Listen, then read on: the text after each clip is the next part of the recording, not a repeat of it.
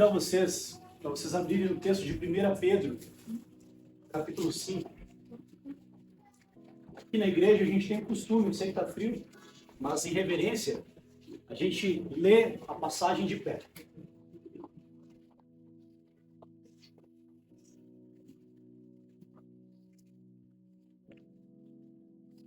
Escute com fé o que diz a palavra de Deus.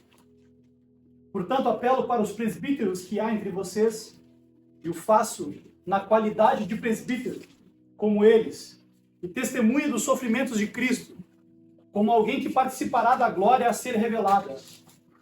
Pastoreiem o rebanho de Deus, que está aos seus cuidados. Olhem por ele, não por obrigação, mas de livre vontade, como Deus quer. Não façam isso por ganância, mas com o desejo de servir. Não hajam como dominadores dos que lhes foram confiados, mas como exemplos para o rebanho. Até aqui. Senhor, nós ouvimos a Tua palavra, Senhor.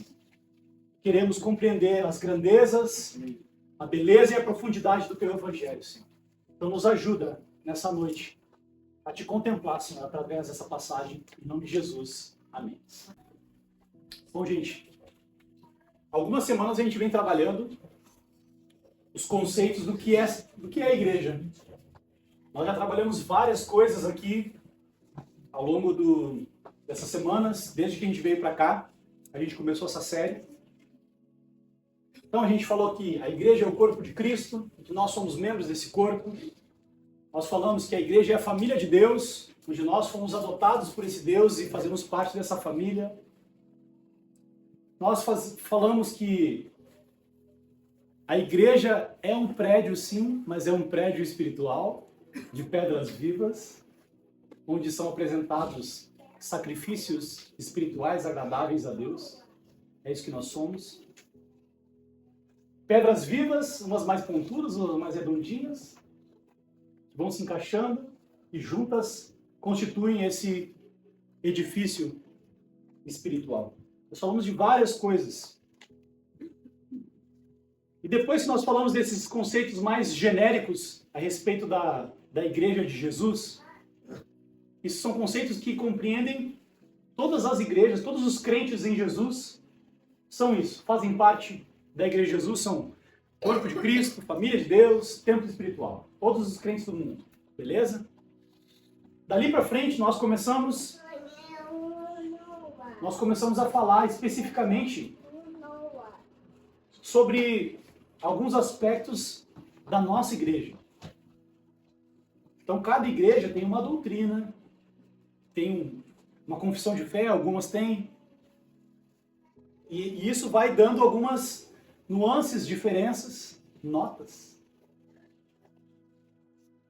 para a igreja.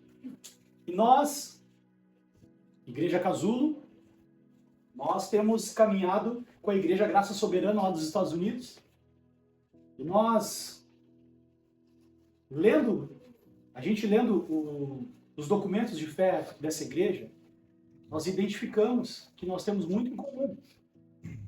Identificamos 7 valores que nós compartilhamos também.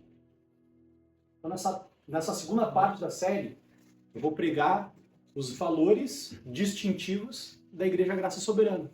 O que faz a nossa igreja ser a Casulo e também uma Igreja Graça Soberana. No domingo passado, eu comecei explicando sobre a soteriologia reformada, sobre os 5 solas e as 5 doutrinas da graça. Nós cremos a respeito da salvação. Então eu expliquei, eu vou tentar aqui melhorar o meu sermão, que eu acho que eu deixei umas pontas soltas, só para arrematar aqui, para conseguir tranquilamente continuar aqui. Então nós somos reformados até ali. Até ali aonde? Até os 5 pontos do calvinismo, que é a doutrina da salvação e os 5 solas. Somos reformados até ali. Então, a nossa igreja é uma igreja reformada? É uma igreja reformada. A gente tem vários princípios e valores reformados. Mas tipo assim, reformado estrito sensu, assim, reformado raiz, assim, ó, tem o sangue de João Calvino correndo nas veias de vocês? Não, daí não. Mas a gente observa alguns valores importantes que foram, né, cunhados ali na Reforma Protestante. Ficou claro? Beleza. Então, uma outra característica da nossa igreja é uma igreja que acredita que a igreja local, ela deve ser governada e liderada por presbíteros.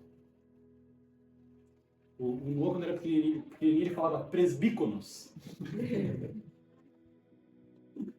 Presbíteros. Você sabe o que é um presbítero? Qual é a diferença entre presbítero, pastor e bispo? Você sabe? Se não sabe, hoje você vai ficar sabendo. Então nós lemos o texto então de 1 Pedro, que fala o seguinte: portanto, eu que também sou presbítero, olha que interessante, Pedro é apóstolo, já não é? Mas ele se apresenta diante de outros presbíteros como um presbítero, como alguém que pastoreia o rebanho de Deus. Ele se apresenta, ó, eu sou igual a vocês, eu estou falando aqui de presbítero para presbítero. Testemunha dos sofrimentos de Cristo, e participante daquela glória que será revelada que todos nós participaremos. Amém? Então eu peço aos presbíteros entre vocês que pastoreiem o rebanho de Deus que está aos seus cuidados. Olhem por ele, não por obrigação, mas de livre vontade, como Deus quer. Não façam isso por ganância, mas com o desejo de servir. Não hajam como dominadores dos que foram confiados a vocês, mas como exemplos para o rebanho. Então aqui tem uma imagem do que é ser um presbítero. Vocês viram que a palavra presbítero, ele pediu para os presbíteros pastorearem. Ou seja, o presbítero também é um pastor. Esses termos, bispo, presbítero e pastor no Novo Testamento, eles são intercambiáveis. Eles têm a mesma função, eles têm o mesmo significado. Bispo, presbítero e diácono. São três palavras diferentes no grego, que dão conotações diferentes, mas que no fundo são a mesma coisa. Então eu vou explicar isso para vocês. Mas antes de a gente cair no texto, em outros textos, eu quero... Isso aqui está no documento das Igrejas Graça Soberana. Se você entrar no site lá, você vai poder ler a mesma coisa que eu vou ler aqui agora. Então, igrejas governadas e lideradas por presbíteros. A definição é a seguinte: Jesus Cristo reina como cabeça sobre sua igreja. E ele dá presbíteros, também conhecido como pastores, à sua igreja, para governarem e conduzirem as igrejas locais sob a autoridade dele, Jesus. Cremos que homens qualificados, tanto em caráter quanto em dons, devem servir como presbíteros, apacentando o povo de Deus como pastores submissos ao pastorado de Cristo. A saúde da igreja depende em grande parte da saúde de seus presbíteros. E por isso, nosso objetivo é fortalecer os atuais presbíteros de nossas igrejas, enquanto identificamos e treinamos novos presbíteros. Então, olha que interessante. Aqui a gente tem uma definição bem clara, um parágrafo tem definido como é que é um dos valores da nossa igreja. Nós cremos nisso aqui. Cristo é o cabeça da igreja. Cremos nisso? Cremos. Como que ele cuida do seu rebanho? Através de pastores. Ou de presbíteros. Ou de bispos. Vou chegar lá. Então fica a pergunta, o que é um presbítero? O presbítero, então, é um homem chamado por Deus, que tem o caráter e os dons necessários para liderar, ensinar, cuidar e proteger a igreja local. Isso é um presbítero. Então, no grego, presbúteros, no meu grego não é essas coisas, que significa homem maduro e sábio e não necessariamente que tenha atingido uma certa idade. Então, no inglês, a palavra elders, que é tipo ancião, significa ancião. Ou seja, mas aqui não está falando de idade. Está falando de sabedoria. Sabedoria do alto. Maturidade cristã. Então, o presbítero é alguém sábio, experimentado, que consegue ensinar com o seu caráter, que consegue ensinar com a sua conduta cristã. Amém? Pastor, o que significa um pastor? Vem do grego poimen, que significa pastor. Isso é uma figura que ilustra a função de cuidado e proteção. Assim como Cristo diz a respeito de si mesmo que ele é o bom pastor e nós somos as ovelhas do seu rebanho. Vocês lembram do Salmo 23? Olha que bonito. O Salmo 23 é uma canção composta por Davi. E Davi era literalmente um pastor de ovelhas. Literalmente um pastor de ovelhas. Ele cuidava das ovelhas do seu pai. Cuidava das ovelhas do seu pai. E Davi era dedicado naquele serviço. Ele pastoreava com o coração. E quando ele vai compor uma música para Deus, ele está pensando em Deus. E ele está vendo o cuidado de Deus para o seu povo. O sentimento e a figura que vem na mente de Davi é: o Senhor é o meu pastor. E de nada eu terei falta. Nada me faltará. Essa é a figura. Então Deus aqui está usando linguagens que a gente conhece para ilustrar o cuidado dele para conosco. Salmo 23 de Davi, então, sente na sua alma que o cuidado específico e individual de Deus por ele é como de um pastor, igual Davi cuidava das ovelhas do seu pai. Então, como nós lemos no texto de 1 Pedro, os pastores pastoreiam com caráter e com cuidado semelhante ao do bom pastor Jesus. Só pode ser um bom pastor aquele que é uma boa ovelha de Jesus, porque ele vai pastorear, assim como o seu pastor pastoreia. Um pastor precisa conhecer Jesus. Primeira coisa, ser crente, né? Então, um dos atributos do pastor é ele ser crente em Jesus, né? Ser submisso a Jesus. Ser ovelha de Jesus. Então, a palavra bispo, que do grego é episcopo, esse termo mostra uma autoridade e responsabilidade no governo e na direção da igreja. Então, essas três funções, presbítero, pastor e bispo, esses termos, eles vão aparecer de maneira intercambiáveis no Novo Testamento. Então, vocês podem me chamar de bispo agora, se quiser. Vai dar na mesma. Então, viu? Mas olha como na prática, às vezes, a gente confunde as coisas.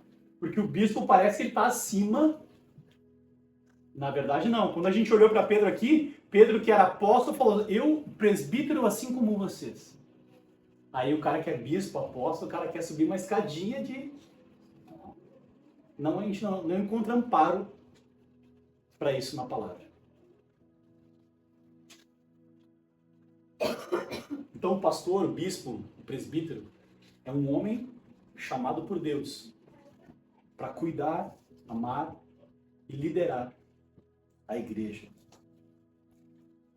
Vamos para uma parte mais prática. Então, o que é um presbítero, todo mundo sabe, né? Bispo, pastor e presbítero é tudo a mesma coisa. Amém? Até aí? Todo mundo entendeu? Boa. Então, olhando assim para a figura do pastor, quais são as funções práticas de um pastor de ovelhas? Vamos aí, gente. Não é uma pergunta retórica.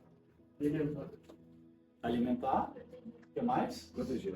O que mais? Ensinar, corrigir. Ensinar, cuidar.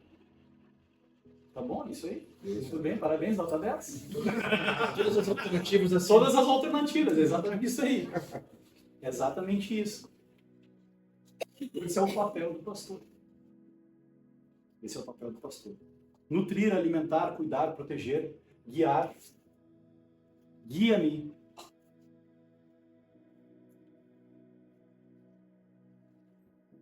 Então eu queria ler com vocês. A gente começou com 1 Pedro, tá? Eu estou fazendo aqui uma teologia bíblica do pastor. Eu queria ir para uma leitura que é uma das cenas mais bonitas do Novo Testamento. Eu queria que vocês abrissem Atos capítulo 20.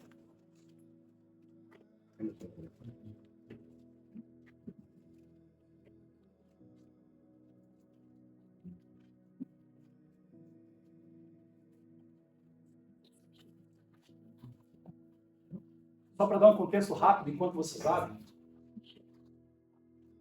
Vocês sabem que Paulo fez várias viagens missionárias nos lugares onde ele passou. Ele plantou igrejas e estabeleceu o quê? Presbíteros nos lugares onde ele foi. Porque era necessário que houvesse presbíteros nos lugares para poder pastorear o rebanho de Deus. Então o papel dele era o quê? Ele chegava na cidade, ele encontrava alguém que era simpática ao evangelho, como ele fez lá na cidade de Filipos. Ele encontrou Lídia na beira do rio. Lídia abriu a sua casa para ter um pequeno grupo lá, e Paulo começou a pregar o evangelho começou a florescer naquele lugar, e ele estabeleceu ali presbíteros e foi para a próxima cidade. Era assim que Paulo fazia. Então, no discipulado, Paulo encontrava alguém que tinha os dons e o caráter, desenvolvia essa pessoa e entregava a responsabilidade do rebanho de Deus para essa pessoa. Esse era o trabalho de um apóstolo naquela época, o trabalho do apóstolo Paulo. Então aqui, Paulo vai encontrar os presbíteros da igreja de Éfeso. Então, tempos depois, ele já tinha lá passado por essa cidade, ele vai encontrar os presbíteros de Éfeso. E aí vai ter uma cena memorável. Paulo dá as últimas recomendações para os presbíteros de como eles devem agir e pastorear o rebanho de Deus. E a partir daquela cena, os presbíteros da cidade de Éfeso nunca mais viram o rosto de Paulo. Por isso essa cena é emocionante. Essa cena está muito além de qualquer gestão de empresa, está muito além de qualquer ONG, de qualquer outro tipo de coisa. Esse tipo de sentimento, de pertencimento, de amor, de fidelidade, só existe na igreja de Jesus. Então vamos lá. Atos 20, 17. a partir do 17.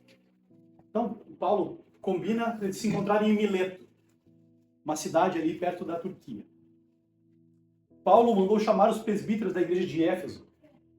Quando chegaram, ele lhes disse: vocês sabem como vivi todo o tempo em que estive com vocês, desde o primeiro dia em que cheguei à província da Ásia. Eu servi ao Senhor com toda a humildade e com lágrimas, sendo severamente provado pelas conspirações dos judeus. Vocês sabem que não deixei de pregar-lhes nada que fosse proveitoso, mas ensinei-lhes tudo publicamente e de casa em casa. Testifiquei tanto a judeus como a gregos que eles precisam converter-se a Deus com arrependimento e fé em nosso Senhor Jesus Cristo. Uma síntese do Evangelho. Agora, compelido pelo Espírito, estou indo para Jerusalém, sem saber o que me acontecerá ali. Só sei que em todas as cidades o Espírito Santo me avisa que prisões e sofrimentos me esperam. Todavia, não me importo, nem considero a minha vida de valor algum para mim mesmo. Se tão somente puder terminar a corrida e completar o ministério que o Senhor Jesus me confiou, de testemunhar do Evangelho da graça de Deus. Agora sei que nenhum de vocês, entre os quais passei pregando o reino, verá novamente a minha face. Portanto, eu lhes declaro hoje que estou inocente do sangue de todos. Olha a responsabilidade. A minha parte eu fiz, estou entregando, agora é com vocês. Pois não deixei de proclamar-lhes toda a vontade de Deus. Toda a vontade de Deus, eu friso. Guardem isso.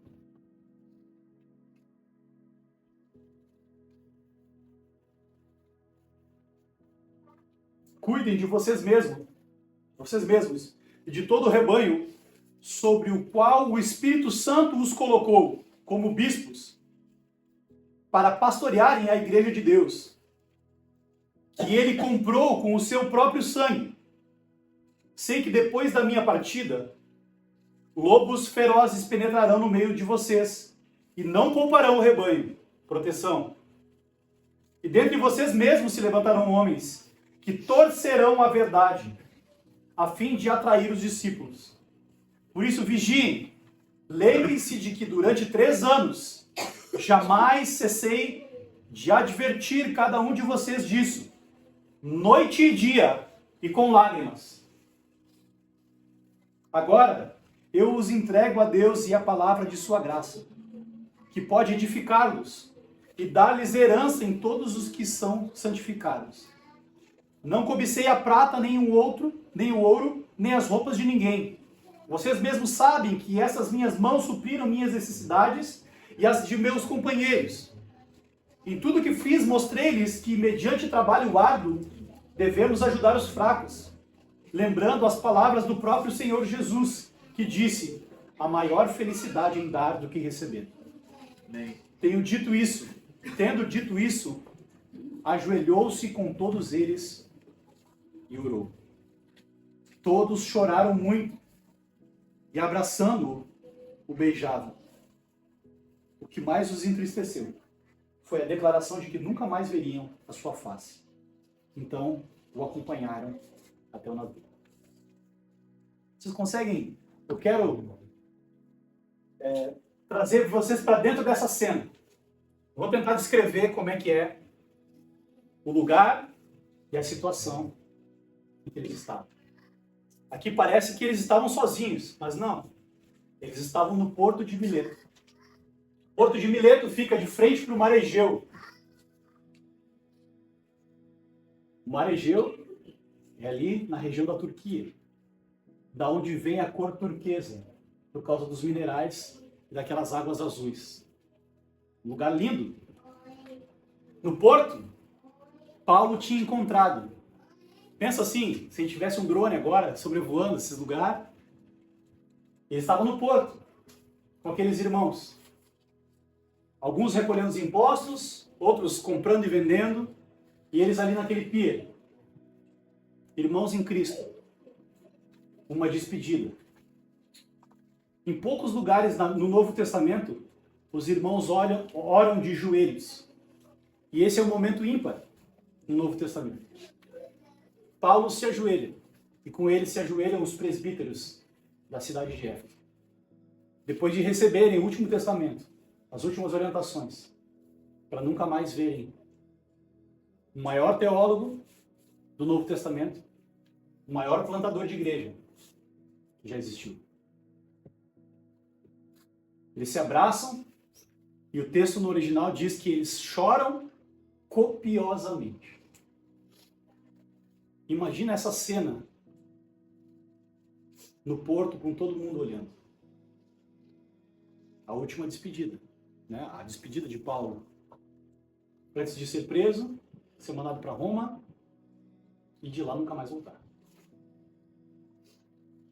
Aqui, os pais da igreja dizem que essa é a melhor representação, o melhor enquadramento do que é ser um pastor. Paulo usa a sua vida como exemplo. E Paulo, pensem só, no contexto greco-romano, e eu acho que é importante a gente falar sobre isso, a gente precisa entender algumas coisas. Quando a gente fala de humildade, hoje é uma virtude. Naquela época, humildade não era uma virtude. A sabedoria era uma virtude.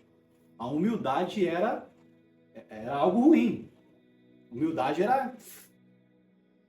Paulo, o maior teólogo do Novo Testamento, que aprendeu aos pés de Gamaliel, manjava de filosofia grega, direito romano, sabia tudo da lei judaica. Serve os irmãos daquela cidade com humildade. É muito diferente. Isso tem um peso muito diferente. E aqui ele fala algo importante. Talvez alguns irmãos aqui já me ouviram falar isso. Qual que era o meu desejo como pastor? Meu desejo como pastor é exatamente aquilo que Paulo falou aqui. Pregar todo o desígnio de Deus. Pregar toda a vontade de Deus. É por isso, meus irmãos, que aqui nessa igreja nós tentamos pregar porções completas da palavra de Deus. Livros completos. Não só algum insight criativo de algum pastor que tem várias frases de efeito. Mas aqui nós queremos pregar todo o desígnio de Deus, toda a vontade de Deus, a boa vontade de Deus para a sua e para a minha vida. Esse é o nosso desejo. É por isso que a gente é diferente. É por isso que a gente é diferente. Paulo também queria pregar todo o desígnio de Deus. Ensinou publicamente de casa em casa. Publicamente. E de casa em casa. Olha, eu já ouvi várias histórias de pastor que nunca foram na casa das ovelhas. Nem Paulo, que era o apóstolo, o grande apóstolo Paulo, maior escritor do Novo Testamento, ensinava publicamente e de casa em casa. Paulo discipulava, Paulo desenvolvia as suas ovelhas, Paulo treinava novos presbíteros. Amém? Aos meus amigos e irmãos que são jovens, que tem lá no fundinho do seu coração desejo de ser pastor, deseje do fundo do seu coração ser um pastor, como Atos capítulo 20. Olhe para esse texto com carinho se você quer ser um pastor. Busque ser um pastor que prega todo o desígnio de Deus, com humildade, com lágrimas nos olhos, publicamente e de casa em casa. Amém. Eu oro ao Espírito Santo que chame pessoas, que chame jovens, que chame homens que tenham caráter e dons para pregar o Evangelho e pastorear o rebanho de Deus. Então, presbíteros são escolhidos por Deus. E são pessoas que são fiéis ao Senhor, que se esforçam diligentemente para cuidar do precioso rebanho do Senhor. Que esse rebanho foi comprado com o precioso sangue de Jesus. O precioso sangue de Jesus.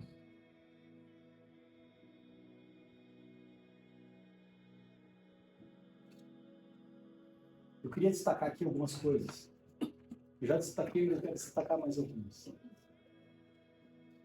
Vou ir rapidinho, tá? Tem bastante coisa para falar ainda. Servir ao Senhor com toda a humildade e com lágrimas, sendo provado pelas conspirações dos judeus. Paulo sofreu grande oposição. O ministério de um pastor que é fiel à palavra de Deus, que quer pregar todo o desígnio de Deus, não é fácil. Eu sei, meus irmãos, que é uma tentação. Eu vou falar uma coisa sinceramente para vocês. É uma tentação ir para uma igreja com ar-condicionado, com espaço kids, com pula-pula para os seus filhos, com estacionamento, com tudo pronto, e ouvir uma palavra meia boquinha que vai só confortar o seu coração. Eu não sou esse tipo de pastor. E essa não é a nossa igreja. A nossa igreja vai pregar todo o desígnio de Deus. Doa quem doer. Doa quem doer. Às vezes isso vai te confrontar, vai te doer, mas também vai te fazer crescer, vai te fazer mudar, vai te fazer parecido com Cristo. E muitas vezes o Evangelho de Deus vai te consolar. Porque só existe um consolo que é eterno. É o nosso Senhor Jesus Cristo. Morto e ressurreto. Vocês sabem que não deixei de pregar-lhes nada que fosse proveitoso, mas ensinei tudo publicamente de casa em casa. Testifiquei tanto a judeus como a gregos que eles precisavam se converter a Deus com arrependimento e fé em nosso Senhor Jesus Cristo. Olha o teor da mensagem de Paulo, uma síntese do Evangelho. Pregação de arrependimento e fé no nosso Senhor Jesus Cristo. É isso que um pastor deve pregar. Levar você ao arrependimento e à necessidade de um Salvador.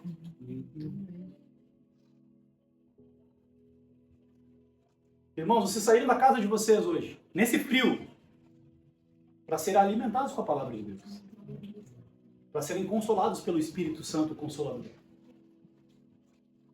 Para terem as suas mentes e os seus corações aquecidos com a poderosa mensagem do Evangelho.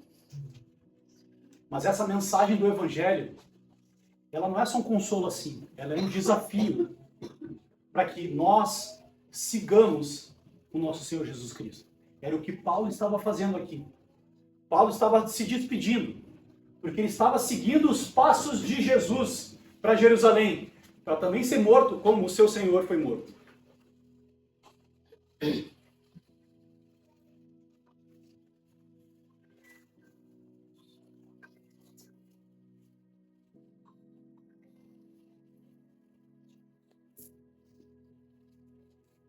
Então aqui ficam as recomendações para os pastores. Cuidem de vocês mesmos e de todo o rebanho. Olha que interessante aqui. Sobre o qual o Espírito Santo os colocou como bispos. Um pastor é chamado de duas maneiras. Primeiro, ele é chamado pelo Espírito Santo no seu coração. É o que alguns pastores chamam de fogo nos ossos. Eles ficam incomodados se não servirem a Deus, se não proclamarem a palavra de Deus, se não pastorearem o rebanho de Deus. Eu sei que tem muitas pessoas bem intencionadas que servem a igreja de Jesus, mas que talvez não tenham sido chamados para esse ofício. Os pastores são chamados pelo Espírito Santo de Deus no seu coração. Mas eles também são reconhecidos pela igreja. É o que a gente chama de chamado interno e chamado externo. Se de fato Deus chamou alguém para ser pastor na igreja de Deus, as ovelhas do bom pastor Jesus se submeterão a esse pastor. E eu me alegro de poder ver essa sala aqui cheia de pessoas que entenderam que Deus me chamou para ser pastor. Têm sido pastoreadas por mim. Eu agradeço a confiança de vocês.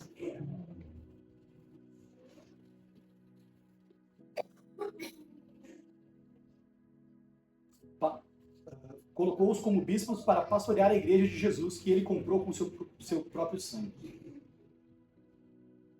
Lembra sobre, então, pastorear é alimentar, cuidar, e aqui ele fala sobre lobos. Opa, mas como assim? Vocês lembram que eu falei na outra vez sobre o preciosismo da igreja primitiva?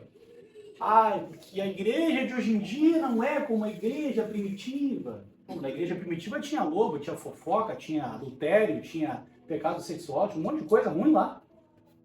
É igualzinho a nossa aqui. E Deus também tem levantado homens fiéis ao Senhor e fiéis à palavra de Deus para pastorear o rebanho.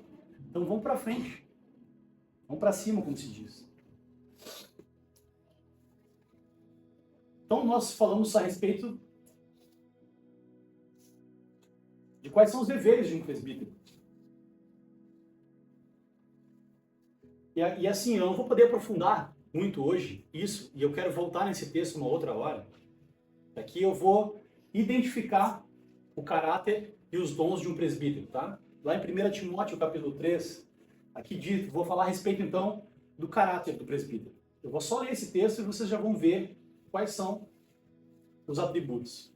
Essa palavra é digna de confiança. Se alguém aspira a ser bispo, deseja uma nobre função. É necessário, pois, que o bispo seja irrepreensível, marido de uma só mulher, moderado, sensato, respeitável, hospitaleiro e apto para ensinar. Então aqui a gente tem várias características de caráter e uma de técnica. Marido de uma só mulher, moderado, sensato, respeitável, hospitaleiro e apto para ensinar. Não deve ser dado a muito vinho, nem violento, mas sim gentil, pacífico e livre do amor ao dinheiro. Aqui cai vários, né? Deve governar bem a sua casa, tendo os filhos em sujeição, com toda a dignidade. Pois se alguém não sabe governar a própria casa, como poderá cuidar da igreja de Deus? O bispo não pode ser recém-convertido, para que não se ensoberbeça e caia na mesma condenação em que caiu o diabo. Ele também deve ter boa reputação entre os de fora, para que não caia em descrédito e nem cilada do diabo. 1 Timóteo, capítulo 3, de 1 a 7. Todo crente tem que saber isso aqui. Pois é dessa maneira que a igreja pastoreia o seu pastor. Sabia disso? Se o seu pastor, no caso eu, né, estiver rateando, como a gente diz aqui no Sul, em algum desses pontos, é dever de vocês me falar. Sabia disso? Porque quem é que pastoreia o pastor? Eu também sou uma ovelha de Jesus. Eu também preciso de pastoreio. Então é por isso que veio o meu segundo ponto. É a pluralidade dos presbíteros na igreja. É ruim para a igreja ter um presbítero só. Porque a igreja fica vulnerável. Às vezes os irmãos não querem, o pastor está meio viajandão, meio loucão, e ninguém quer falar nada para ele, porque é o pastor da igreja. Mas se tiverem outros ao lado dele, pastoreando o coração dele, ele está protegido de si mesmo, está sendo pastoreado, e a igreja está protegida do presbítero, pelos outros presbíteros que também têm o dever de proteger a igreja de Jesus. O presbítero também tem pecado, o presbítero também erra. E para que haja essa proteção, é necessário uma pluralidade de presbíteros. E é isso que a gente tem buscado na nossa igreja. Então nós temos presbíteros em formação. Amém? Olha o que diz aqui, ó. Os presbíteros devem servir em pluralidade, não sozinhos.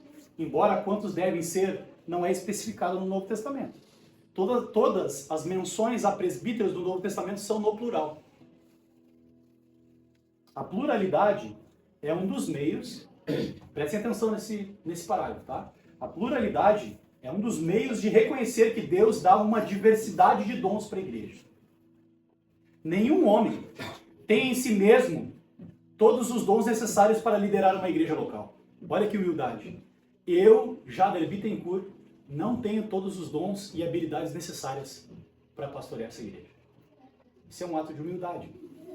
Eu preciso de irmãos que peguem junto para a gente poder pastorear a igreja de Deus.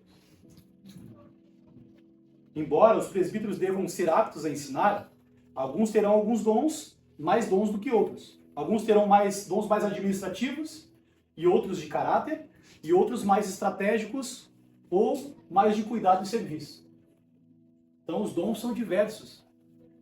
E é na pluralidade que a igreja é edificada. Então o presbiterato plural protege o presbitério de si mesmo e a igreja do próprio pastor.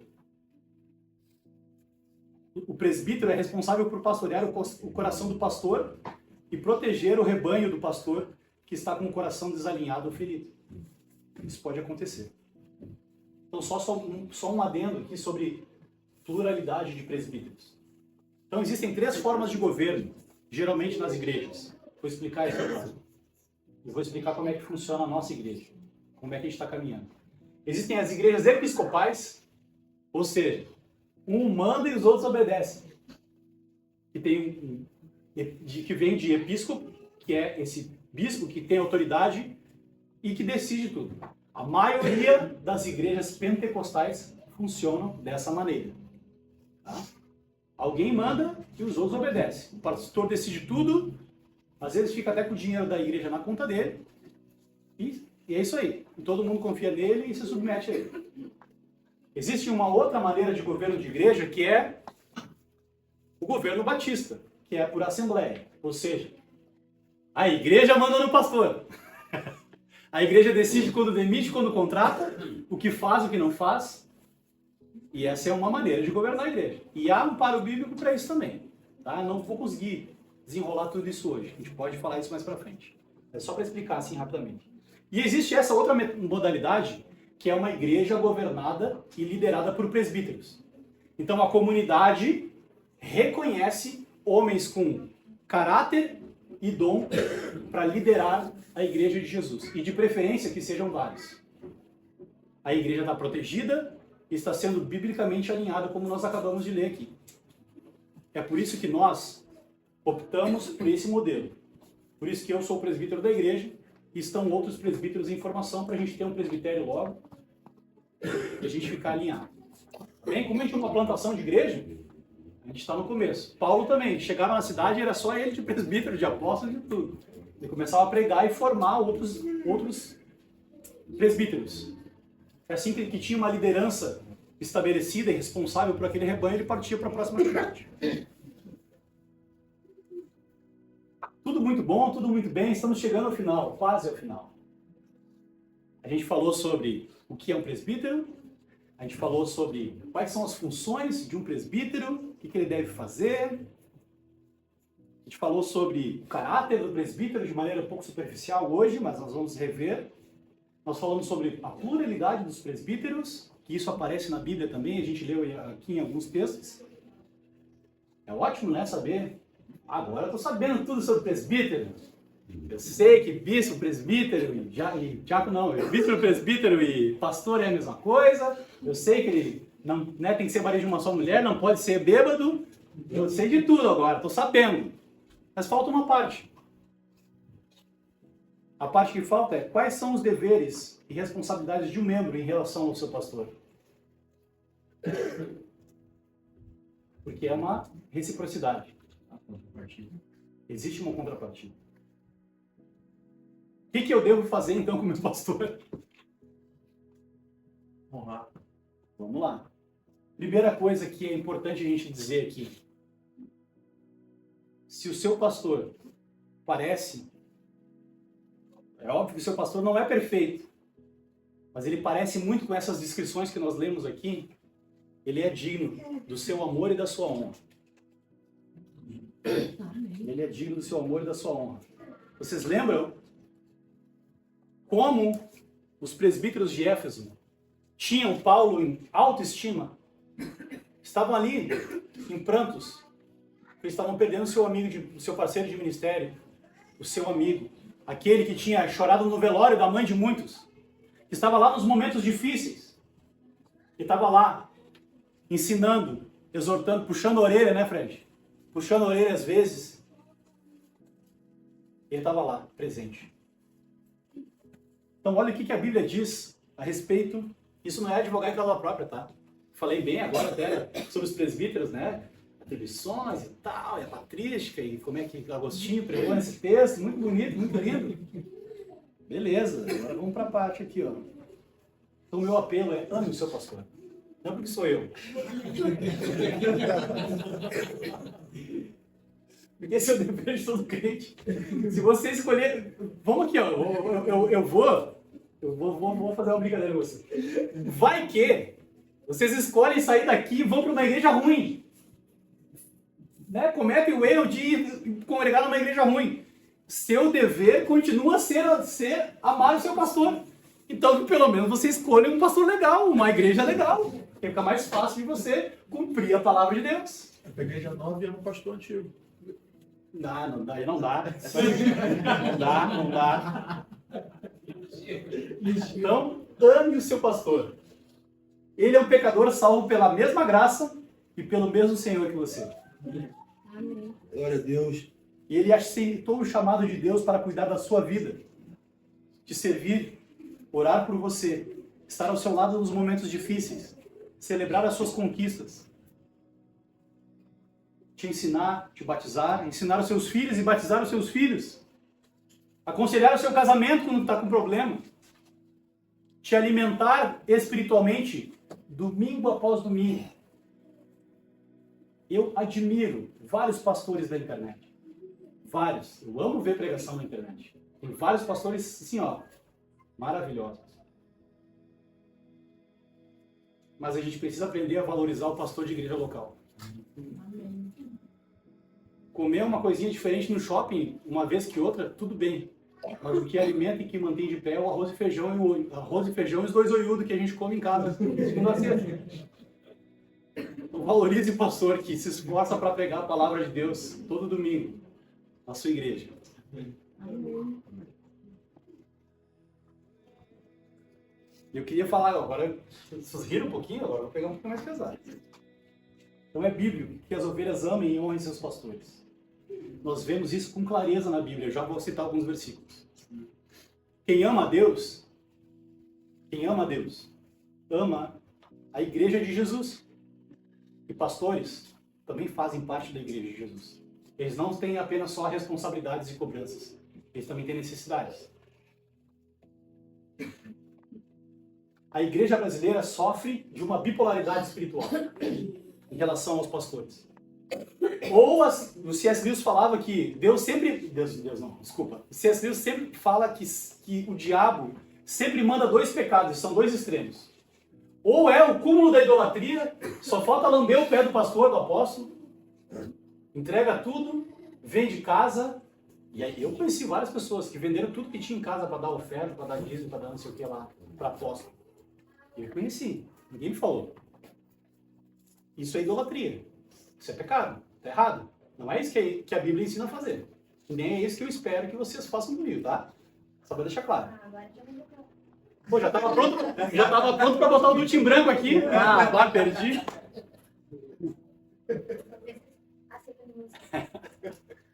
Então, esse é um extremo. O outro extremo é tratar pastores mal. É não dar um elogio, não precisa me elogiar no final do culto, né? Não dar um elogio, não dar um encorajamento, é só pepino, é só reclamação, é só problema.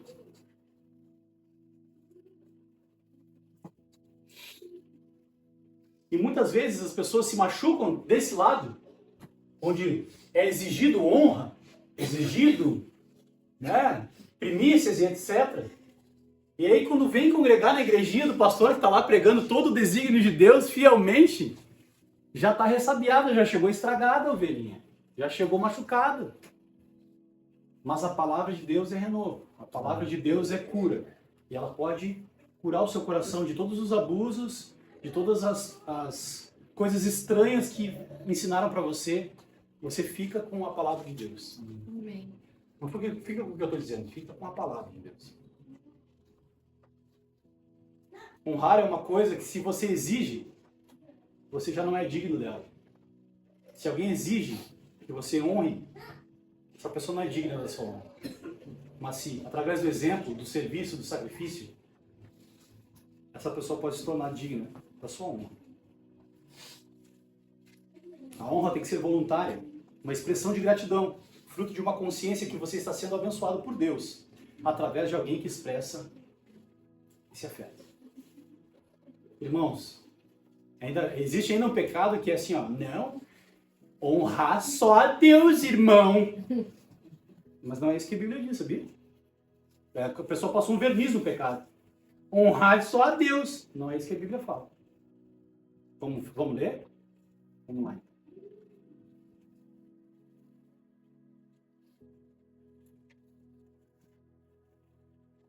Olha o que diz lá em 1 Tessalonicenses 5, 12 e 13. Agora, lhes pedimos, irmãos, Paulo mais uma vez, que tenham consideração para com os que se esforçam no trabalho entre vocês, que os lideram no Senhor e os aconselham. Tenham-nos na mais alta estima, com amor, por causa do trabalho deles. Vivam em paz com todos. É isso que Deus espera de você em relação àqueles que trabalham na igreja. Não é só para pastor, tá? Mas todos aqueles que servem e lideram a igreja de Jesus. Seja um líder da comunicação, líder do louvor. Estão servindo ao Senhor Jesus. Merecem a nossa honra.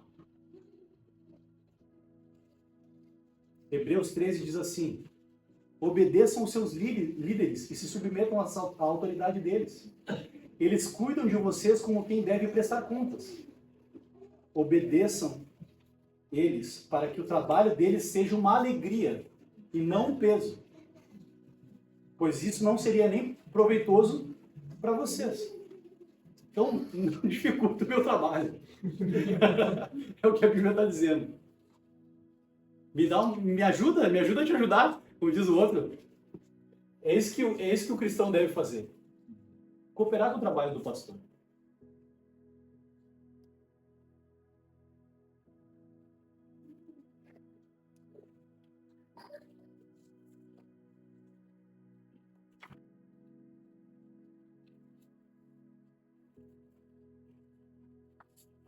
Hebreus 13 diz assim ainda: lembrem-se dos seus líderes, que eles falaram a palavra de Deus. Observem bem o resultado da vida que tiveram e imitem a sua fé. Paulo era o maior apóstolo, como a gente falou aqui, né? O cara que foi o maior plantador de igreja. E Paulo não era econômico nos elogios, até para as pessoas mais simples da sua igreja. Ele diz assim, em Filipenses: agradeço a meu Deus toda vez que me lembro de vocês, em todas as minhas orações em favor de vocês. Sempre oro com alegria por causa da cooperação que vocês têm dado ao Evangelho, desde o primeiro dia. até agora.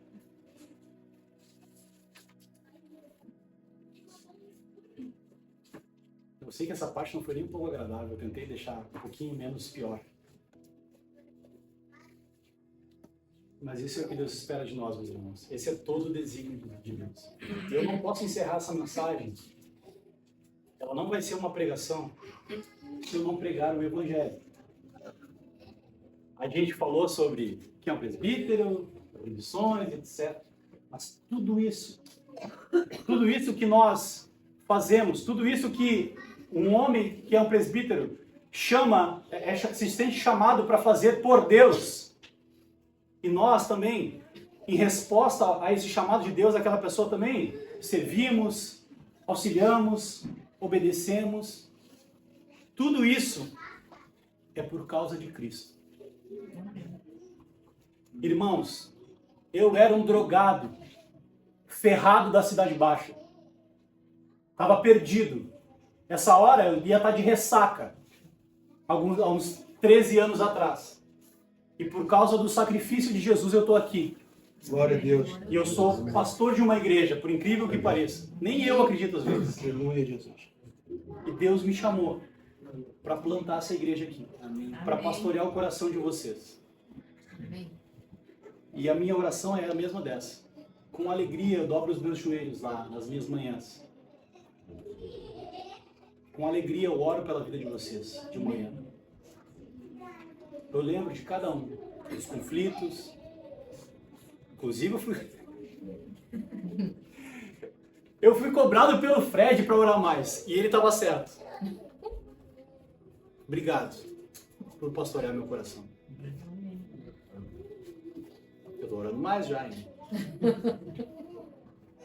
E eu estou vendo resultados. Amém. Na minha vida, na vida da minha família.